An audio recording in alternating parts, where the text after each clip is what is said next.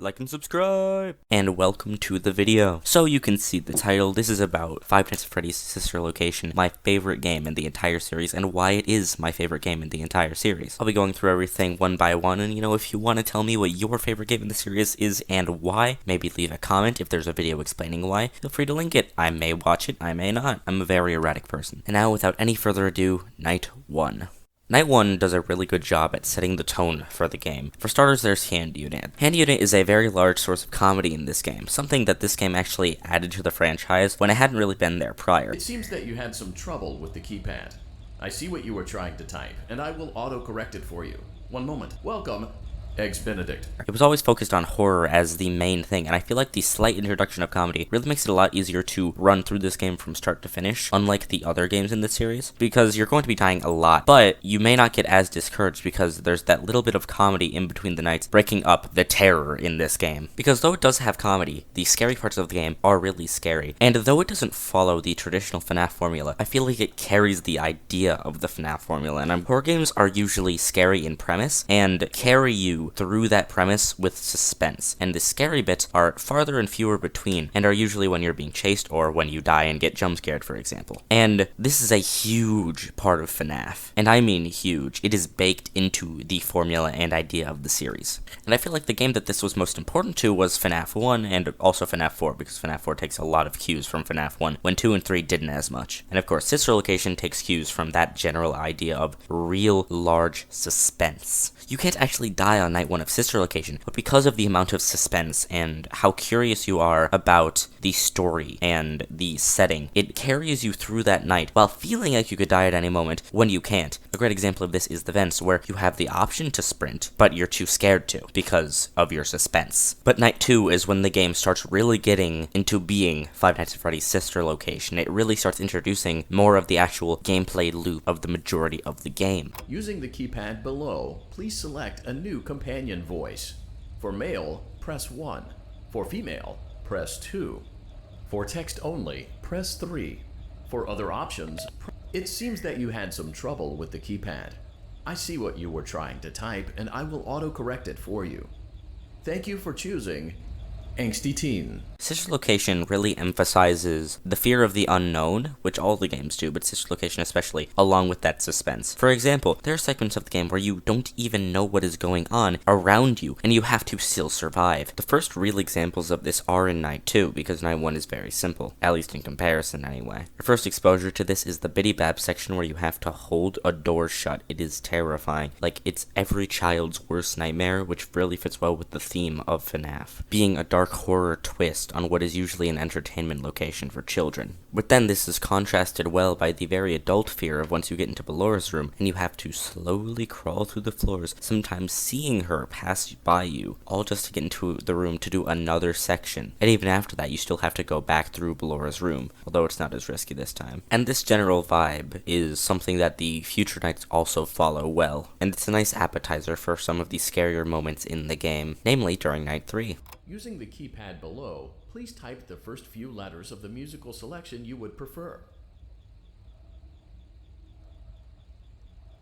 It seems you had some trouble with the keypad. I see what you were trying to type, and I will auto-correct it for you. Thank you for selecting Casual Bongos. Hardest night, and oh, believe me, we will get into the hardest night, is known as the scariest night. It was announced that it was being added to Help Wanted when the game was being announced, and people were terrified and excited at the very same time. Very odd little fan base we have. The main section of this night is going through Funtime Foxy's room, which is essentially Belora's section in the previous night, but a little harder and a little scarier. And especially since it's Foxy, a giant, fox, it's especially terrifying. All this just to mess with Freddy a little more in a harder section than the previous night. Oh, but don't worry, once you're done with that, you can just sprint to the end of that hallway because Foxy just kills you regardless. Well, you don't die, you just get kidnapped by Baby and moved on to Night 4. Yeah, this game's a little different than the rest, possibly why I like it so much. Now, on to Night 4, the hardest night of Five Nights at Freddy's Sister Location, and probably one of the hardest nights in any FNaF game. Even including the custom nights, it's like at least top 5, which definitely says something about how hard this night is. And yet, it still manages to capture certain aspects of the FNaF formula, specifically the multitasking portion of things, which is a very common thing in often later nights of the FNaF games because you have to handle a lot of things at once. Although it does deviate from the normal sister location formula, it's still a very, I hesitate to say good because of how difficult it is, but if it was like easier, it even had to be patched, and even then it's still really hard. But if it was a little easier, I'd say it fits the game really well, you know, solid night. And now on to night 5. Welcome back to your last day on the job. That is the last day of your first week. Some of the most valued qualities that we like to see in new employees are determination, fearlessness, and a genuine disregard for instinctive self-preservation. You've earned your 1-week bonus, which will be given to you in the form of a delightful gift basket, the cost of which will be taken out of your next paycheck. We have gift baskets containing fruit, nuts, flowers, and of course the ever-popular cash basket. Using the keypad below, please enter the first few letters of the gift basket you would like. It seems you had some trouble with the keypad. I see what you were trying to type, and I will auto-correct it for you. Thank you for selecting Exotic Butters. Exotic Butters. Exotic Butters. Exotic Butters. First you do a section that's a little hard for people with ADHD, not gonna lie. Then you move your way following instructions through the hallways, this time into the scooping room. And though it does sound like you will be getting ice cream here, believe me, ice cream will be what's getting scooped. All of your lungs are torn out of your body, and they just kinda crawl inside of you. You know, you're a meat puppet now, real schmexy. This is elaborated on further in the custom night though. And I don't want to elaborate on the custom night all too much, but I do want to advise that if you do want a further elaboration on why it's an amazing night in FNaF, I would go watch Pastra's video on it, very high quality video, and just really reminded me of my deep love for sister location. But other than that, it's very different from the rest of the game because it brings back the classic FNaF formula in a well executed format, and it does have possibly the second hardest custom night challenge in all of the franchise, unless you count the different variations of the 50 modes in Ultimate Custom Night, but I'd say 50-20 mode is like the challenge of that game. But all in all, Sister Location is my favorite FNaF game because it dared to be different. It came out in a point of my life where I was starting to grow out of a lot of things I enjoyed, and I was a little too young to be growing back into them as many a teenager do. It was kind of that edgy phase of middle school where you're kind of pissed at everyone, including yourself, and life just kind of sucks for a little bit. Middle school is kind of the worst part of school and life in general, I'd say. But out of that rant, I'd say overall the slightly more mature tone, because of course the games had mature subjects, but the tone itself was always just, ooh, spooky boohoo.